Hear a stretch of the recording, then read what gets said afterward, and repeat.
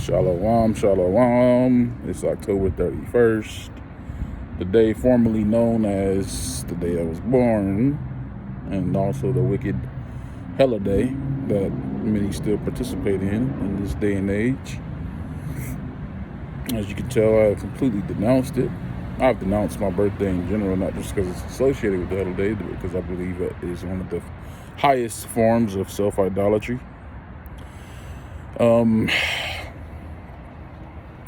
Just wanted to make a video, just talking a little bit about that. And, well, in general, not just the birthday thing, but in regards to that, I'm 35 years old, and I don't see the age with nothing but a number, man. Some people look at me, look at all these gray hairs, and think I'm a lot older than I am, and I don't care. I always get people commenting on my gray hairs. I don't care. Yeah, man, I've lived a stressful life. It is what it is. And I haven't taken care of my vessel the best way, in the best way at all. So it is what it is. I'm not going to harp on something I really can't change. But after 35 years on this earth, it's crazy because you start to realize that as much as you think you should know, as much as you think you do know, you don't really know too much. You don't know more than the Most High wants you to know anyway. Some of these things we can only learn through our life experiences. There's only so much you can get from a book. There's only so much you can get from the oral, the oral teachings and the traditions and histories passed down by your ancestors, your mother, father, grandfathers, grandmothers. Knowing that a lot of those traditions, they get chopped and screwed anyway because, stories change. A lot of details are lost. A lot of memories are lost over the years. So really at the end of the day, and we know, of course, you can't rely on nothing in these textbooks because the people who wrote them, they have an agenda to lie about everything. But at the end of the day, it's all about what the Most High shows you. Like I said, through your lived experiences, through just meditation and prayer, asking Him for understanding about the things you go through, the things you see, the things you hear. And even then, you got to question all that stuff. You say, only believe half of what you see and nothing that you hear. So, I look at like the younger generation, and I look, I'm more social media here and there, looking at some of these videos. A lot of people, pouring their hearts out with their testimonies, and I like to watch other people's testimonies because they have perspective I don't. I can't, I can't pretend to know how everybody else views life and how life hits them, how it impacts them, how it, I just can't do that. I haven't lived their lives. So the more I listen, the more I can understand just people in general. You got a lot of mirrors going on. I can understand people better in general. It makes it easier to talk to people. And it just makes it easier to resolve some of the things I thought were maybe wrong with me as I was growing up. And then realizing, first of all, I'm not the only one that some of those things have happened to. And it's just life. Everybody has their own set of trials and troubles. Now, mind you, some people, it seems like they want a participation trophy for the trauma games. I've seen the trauma Olympics, I like to call them. I see somebody say, they were like, man, I don't, I guess they grew up, their parents bought a house in a rich neighborhood, the cheapest house they could afford. They were house poor, so they had the house, but they really couldn't do nothing with the house. They didn't have any money outside of the house to actually go do anything fun, do all the things that the rich people do. And so they felt traumatized because all of their friends around them were doing all these things and all these activities that they couldn't do. And, they said that was a traumatic experience for them and they will never forgive their parents. And I'm just like, never? First of all, I mean, like I said, I can't pretend to tell somebody how they could feel about something like that, but uh, a lot of people would kill to be house poor in a rich neighborhood, versus being in the dumpsters, literally. Some people literally diving for dumpsters, um, diving in dumpsters for food. So it's a little hard for me to kind of empathize with that kind of stuff. But I can't say, I can't say with surety that they're not entitled to feel how they feel. That's them. You're not gonna win any tears from me for it.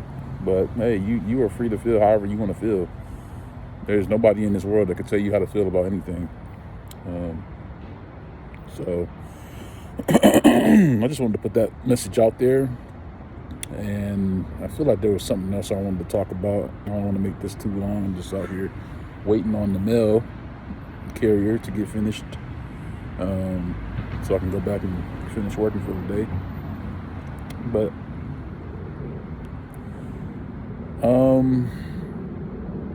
self-idolatry, that was the other thing.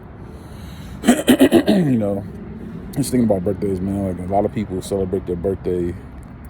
It's wild. Some people celebrate their birthdays all month long. Some people celebrate it all week. They make it a whole event. And I'm saying, it's fine to. I had to kind of pull back on, like, I don't celebrate my birthday. I don't want nobody calling me, wishing me happy birthday. And they're gonna do it anyway, no matter how much I tell them I don't celebrate. So whatever. But I just look at it as a day to appreciate. Not that I don't appreciate my existence and the breath of life every day, but I look at it as a day to, just reflect and think back on all the years I've had on this earth. And I thank the Most High every day for those experiences, because there was a time when I didn't want to be on this earth anymore. Had a lot of suicidal thoughts in my early adult years, and I just didn't want to be here anymore. And it's not to try to garner sympathy from anybody. As you can see, I'm clearly over that. I wake up every day looking forward to what the Most High has in store for me, whatever blessings or whatever lessons there are to learn, whoever new people I can encounter, conversations I can have with loved ones, new things I can learn. So life is a blessing,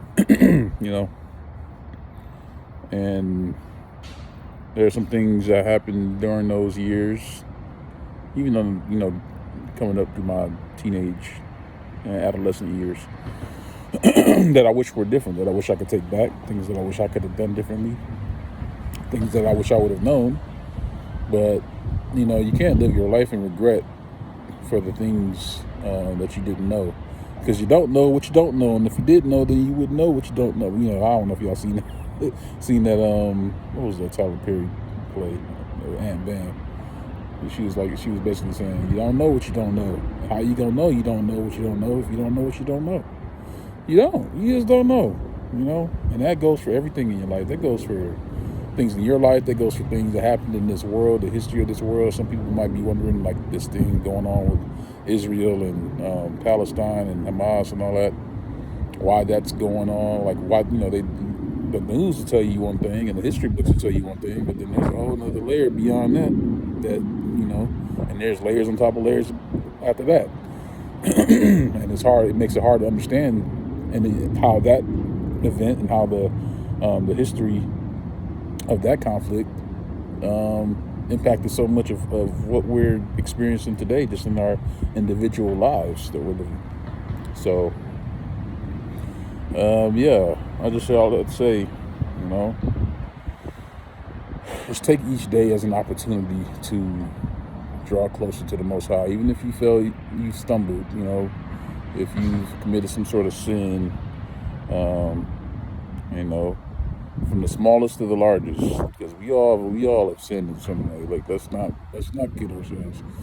And that's one thing dealing with a lot of conscious Israelites, I call them today. A lot of people act self-righteous. A lot of people act, They just act like they have never done wrong. They act like they have never been lost. The Most High had to wake you up too at some point. Most people did not come out of the womb knowing. Thankfully, more and more children today are learning earlier and earlier, but they still had to be taught, because the Bible says, train up a child in the way that they should go, and they'll never depart from it. And so that's why this system is designed to try to attack your children from all angles from the very moment they're born, from slapping them with a birth certificate to all the vaccines and getting them enrolled in school and making it a punishable offense if you don't. Pushing all the advertisements and all the subliminal messages while they watch their cartoons and all kinds of stuff. And it never stops from there, So you do have to train up the child in the way that they should go. And so, like I said, it's a blessing that more and more children these days are getting the opportunity to have that training early in their lives, because their parents have been awakened. But there was a time when I didn't hear about none of this kind of stuff from anybody in the church, just at school, in my household, my family. As much as a lot of people who are in awakened, conscious Israelites, I know that they mean well. I'm not gonna sit here and call everybody demons and Satanists and call them the wicked witch of the West just because they haven't been awakened yet for one reason or another. For some reason, the Most High decided to wake some of us up, before others. That doesn't make you any better than anybody. First of all, it doesn't make you any better than anybody. So stop thinking that. The Most High didn't wake you up and give you all the knowledge and understanding you got, so you can go and say, "Look at me, I'm smart. I got all the answers. I got everything." The Most High gave you that for His sake, for His name's sake. He don't need you going around claiming His glory. That's the Most High's biggest pet peeve. If you read your Bible, He don't give His glory to another. And the only reason He gave you any sort of light was so you could shine it, so others can see and find the path back to Him. So stop turning your nose up at people. And I'm not saying you can just tolerate any old behavior, any old disrespect toward the Most High, or whatever. But know that you did not have to be in the position that you're in. Know that the Most High did not have to touch your life in the way that He did. Know that He could end it just like that. I live my life every day fearful that and perhaps not as fearful as I should be, because like I said, I still stumble every day. Like I know most people struggle with. Nobody's out here perfect. So I'm fearful of the Most High removing my name from the book of life. And that's the only thing that really matters to me anymore. And of course, trying to get other people to turn back to Him as well. Anyway, I'm gonna need these mail people to. The school bus is already pulled up. They still dropping off mail. They running late today. So anyway, yep. Hope y'all have a great day. And let's stop with all the self-idolatry. Give it all to the Most High. Shalom.